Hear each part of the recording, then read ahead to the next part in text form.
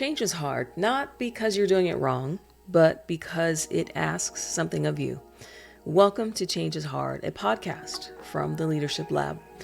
I'm Audrey Blair, and this is a space for leaders who are learning how to sit with uncertainty, make decisions without rushing, and grow without losing themselves in the process. We'll talk about the moments that stretch you, the conversations you keep avoiding, and the quiet shifts that change everything. No noise, no pressure, just honest conversations about becoming the kind of leader and human you actually want to be. Let's get into it. Hello, welcome. How are you? I hope you're good. And I hope you're ready for a conversation today, because I'm ready to jump right in.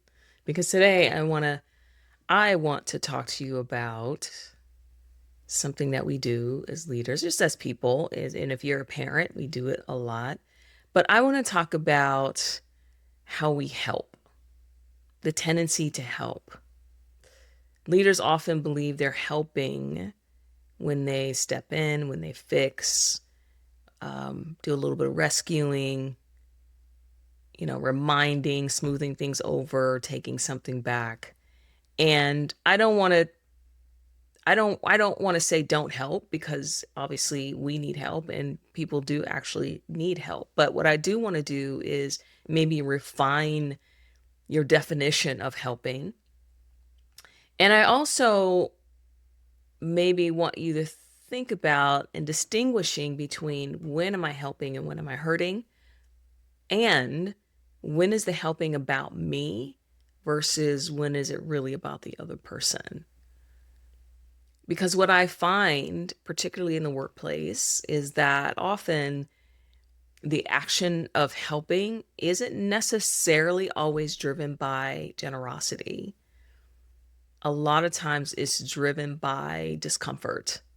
It's wanting to lower the discomfort or dealing with something after the fact. And this came up in a session. I was working with a client who she had given a task. She had a project that she had been working on and had done a good job of handing the project over and giving someone else responsibility. And there was a meeting that came up where this person needed to just talk about where they were, what was going on. And in that meeting, this leader stepped in and basically kind of cleaned things up. And I asked her why she did that. And at first she said, well, I didn't want her to look bad. Okay. And she thought about it some more, and she took a couple beats and she goes, well, I didn't want to look bad. I said, okay, tell me more about that. And it turns out that someone had told her that maybe this person wasn't ready for this level of responsibility, and she didn't want them to be right. And at least one of these people was in that room in that meeting. So she wanted to uphold this, I don't want to be wrong, I don't want to look bad situation. And so this moves out of the realm of, this is not about delegation. It's about protection, identity, a little bit of ego, some trust. And ultimately, it's about leadership maturity. How do we mature as a leader? A lot of times we think about helping as a way to soothe out or to make it easier for someone. And there are times where that's necessary. If you're a parent and you have kids, there is literally a time when your children are helpless and they need you to do things and everything for them. But as they grow and as they mature, there are things that you have to stop doing so that they can actually develop. In the same way, when you're working with a team or you have people that you are leading, there is a point where, yes, you have to give them a lot of direction, but then you want to move from providing direction to then helping them to develop. Those things are opposite sides of the scale. Direction is telling, it's solving, it's stepping in. Develop is challenging. It's being curious. It's asking questions. It's allowing them to take responsibility for things. So at the end of the day, when we think about whether or not we're helping, A better question is, well, maybe not a better question, but another question is, am I helping or am I trying to protect something? Because sometimes you might be protecting their confidence or yours. The outcome, I hear this a lot about protecting reputation. A lot of times managers will think if my team looks good, I look good. Sometimes it's about protecting a belief that you made a right choice. I was working with someone recently who they're kind of rescuing someone that they hired and they're not really turning out to be the person they thought they were going to be. And so they're spending a ton of time with this one person while the rest of their team is not getting what they need from him. And that's not about that person. That's about, oh, I want to make sure I know that I made the right choice. So at the end of the day, a lot of times it is about protecting from discomfort. And maybe it's about watching someone else do it differently that you might not like. But protection and development, it's not the same thing at all. You might have thoughts about, you know, I don't want them to struggle. So there is this leadership behavior that looks like on the outside, it looks kind, but actually it's creating some dependency underneath. And for your team, it's creating dependency. And for you, it's creating dependency. And then it also leads into one of those power leaks that I talked about before, where now you're exhausted because now you're doing too much. Now you're doing things that you intended for someone else to do, and you're stepping back in. So are you actually helping or are you protecting something? Particularly if you're familiar with the Enneagram, my helpers, which I think is 2, and my peacekeepers, which I think is 9, there is a tendency to want to, I want things to go well. But things going well is not the same as allowing some discomfort. Sometimes it's about controlling. And when helping is control, it's just like putting on an outfit. It's like, I want to control the situation, but I'm going to put on this really nice jacket, this really nice outfit, and dress up the control as helping. This is also why the shift from managing work to developing people is so hard. When you are early in your career, you're rewarded for doing. You get the praise, the raise, the recognition. You get the confidence from being the person who can get things done. But as you grow as a leader, the work changes. You're no longer just responsible for doing the work or managing the task. You are responsible for developing people. And as I've said before, that requires a mental shift away from the focus on being on me as the leader to you as the person that I am developing. And this is where it gets tangled. And this is where you have to think about growing in your wisdom and discernment about when to step in as a leader. This is that maturity in that transition. Most leaders don't make this transition very well because so many times I hear, I'm focused on whether or not my team makes me look good. And if that at the end of the day is what your primary focus, if that's what you're protecting, that's not development. That's image management, wearing a leadership badge, if you will. And there are some costs to helping too much. It's unintentional, but you create a dependency. There's also an eroded confidence. If you keep telling someone, oh, I'm going to take that back, or let me handle this, or you've taken it as far as you can take it, you're not building confidence in someone. You're delaying ownership. You're also delaying responsibility, and you are not helping them to build their capacity for discomfort. You keep reinforcing the belief that for you, your value is in being needed, not in developing. And leadership really is about developing others. And it takes away the opportunity for someone to learn more about themselves. Letting someone own something is not the same as abandoning them. It means you stop confusing support with rescue. Support says things like, hey, I'm here if you need to think it through. Or it asks the question, what are you planning to do? What are the next steps? How are you feeling about this? Where are there some gaps? Rescue comes in and says, I'm uncomfortable, so I'm taking this back. Support helps to build that capacity. Rescue is a protection in the moment. When you're supporting, you can allow that discomfort. You can allow even a little bit of failure. All failure is not catastrophic. And most failure is actually a great learning lesson. Support trusts the person to grow through failure. Have you ever been through something where you really didn't think you were going to get yourself out of it or make it out of it? And the boost in confidence that you get, or at least the trust in yourself. This I recently I was traveling and I had to deliver, it was just a short talk, but I had to deliver a talk.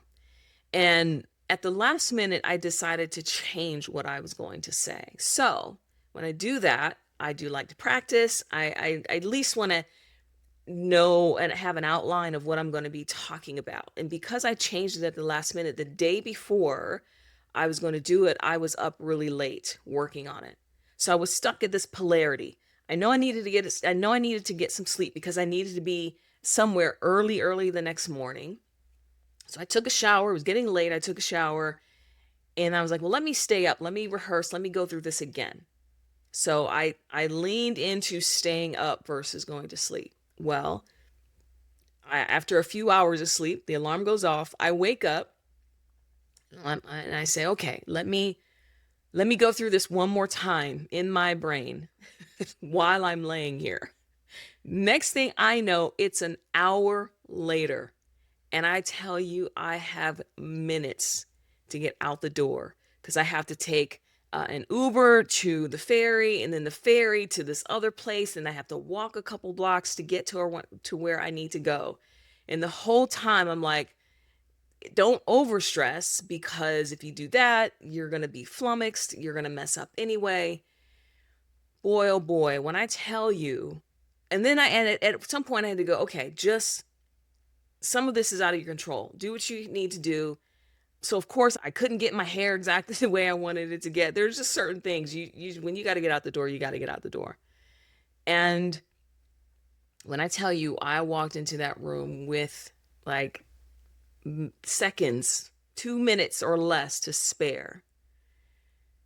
And I had texted someone, a colleague that was in the room, and I was like, "Oh my gosh, I'm just now on the ferry, and we'll see if I make it." So I walked in the door. We clocked eyes, and her eyes got really big, and she was like, "Wow, that was close." But I say that to say, while I don't want to experience that again, and that's not fun in the moment, but afterwards, in my mind, I was like, oh my gosh, I did it. I can't believe it. I can't believe that I didn't, just completely lose it. I didn't shut down. I didn't say, throw my hands up and forget it. And like, well, I'll just be late and I'll deal with the consequences of being late. And I didn't want to do that. And I got there. And while again, I don't want to go through that again, it was a little bit of a confidence boost because there were so many phases and steps in the way that I was like, oh wow, that was really cool. And then I did my thing and it was fine. It was good enough for what I needed to do. And I thought, wow, and then I could laugh about it. But it's that trust that I was able to build again, reinforce in myself that okay, there was some failure here. You definitely messed up, but you were able to recover. So I built the trust in myself to be able to recover from something even when I messed up. When we step in, if I had texted someone was like, "Hey, I'm on the ferry. I'm not sure if I'm going to make this." And this was not my boss, it was a colleague and she couldn't take it anyway. But let's just say if it were you and me and you said, "Okay, don't worry about it. I'll take care of it."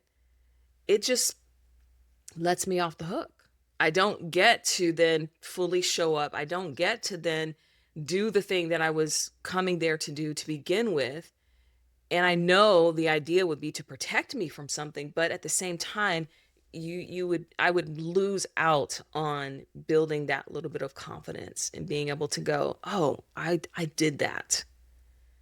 So you don't want to take away the developmental opportunities for people when you're stepping in to help them.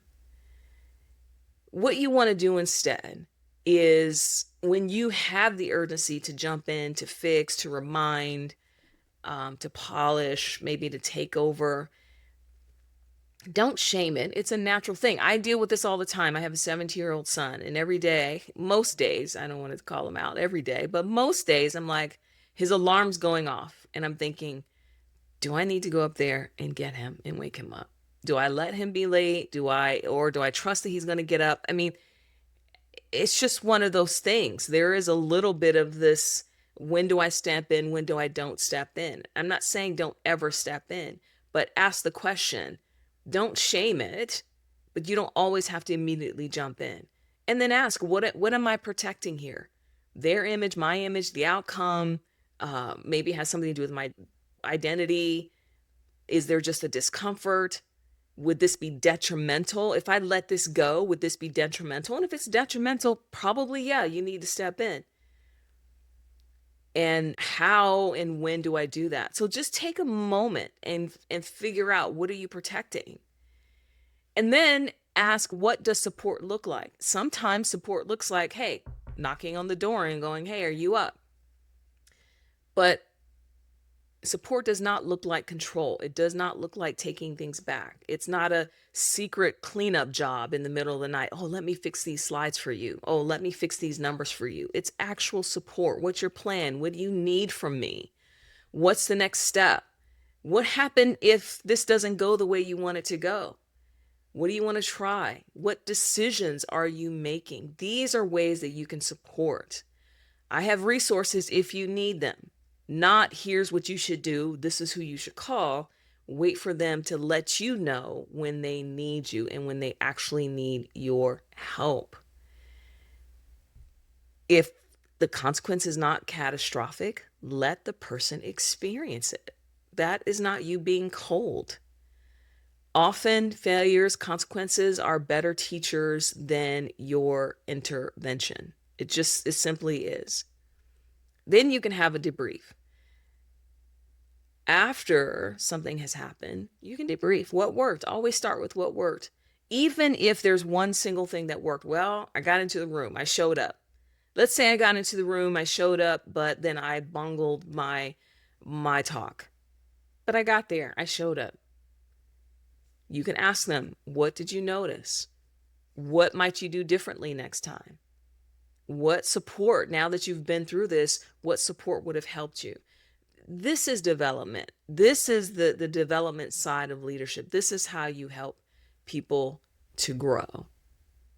And really, it's about, these are small things that helps you to focus less on you and more on the folks that you are actually developing.